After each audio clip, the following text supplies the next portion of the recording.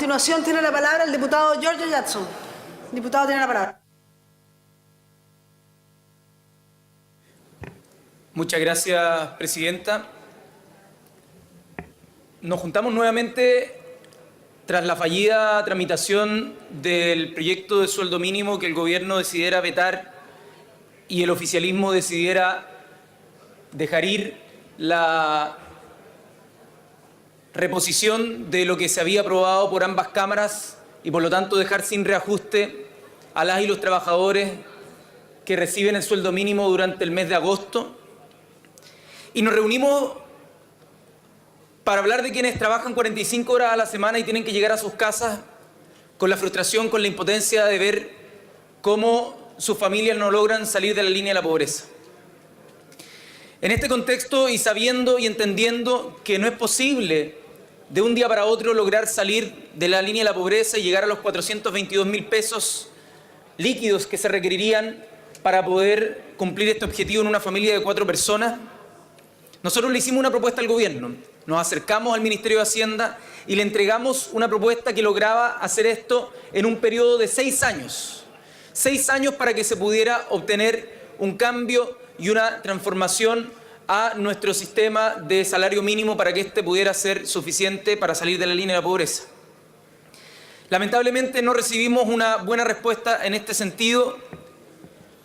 y si bien estoy de acuerdo con lo que por su intermedio, presidenta, expresó el diputado Pepe Out de que se logró mejorar la propuesta del gobierno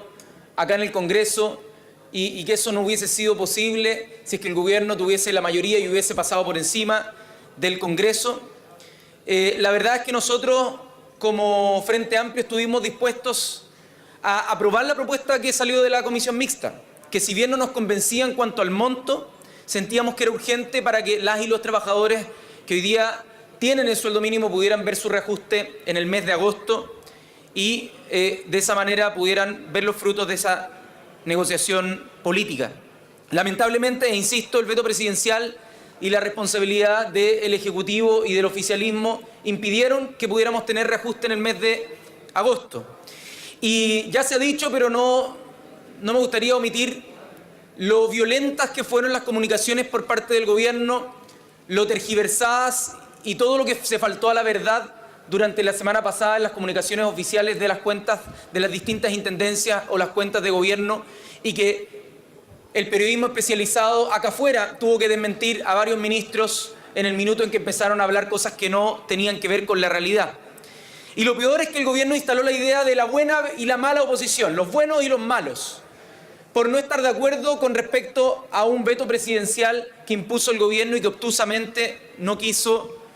aprobar luego la reposición. Se habló de patriotas y de antipatriotas, lo cual es sumamente violento en un contexto donde yo no dudaría que todos a distinta forma quisieran lo mejor para el país y podemos diferir ideológicamente, podemos diferir políticamente, pero me parece que el gobierno ha instalado una idea y un clivaje de patriotas y antipatriotas que no corresponde para un diálogo democrático. El lunes nos enteramos de un acuerdo político con un grupo de senadores, muy similar a lo que había antes, muy similar a lo del veto. Pero con una negociación que paradójicamente está más cerca de las elecciones municipales, es decir, todo el argumento del gobierno que decía que no quería que fueran las elecciones municipales cuando estaba en enero del 2020 la negociación para ser promulgado en marzo, bueno, el gobierno paradójicamente lo traslada al mes de junio, julio y agosto del año 2020, mucho más cerca de la elección municipal, lo que es bastante paradójico con lo que el propio gobierno quería. ¿Y qué es lo que pasa? ¿Cuál es el punto que quiere ganar el gobierno? Y con esto concluyo. ¿Y qué es lo que nosotros como Frente Amplio no podemos aprobar? El gobierno, contrario a las recomendaciones de la OIT, contrario a lo que significa la organización sindical en un país que tampoco tiene negociación por rama y que tiene una débil tasa de sindicalización, el gobierno lo que quiere es instalar la idea de reajustes automáticos. Y un reajuste automático que si es que uno suma el 6% real del año 2020 de marzo con el 2,5% real te da un 4,25% en promedio.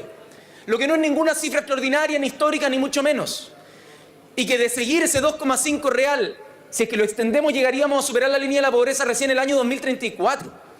Nominal, o sea, ni siquiera, o sea, contándola en términos brutos, ni siquiera en términos líquidos. Por eso nosotros como Frente Amplio vamos a aprobar la idea general de legislar como una señal de que es urgente tener un sueldo mínimo ahora en el mes de septiembre, pero vamos a rechazar los artículos 1, 2 y 3 por no estar ni cerca de lo que requieren las trabajadoras y trabajadores.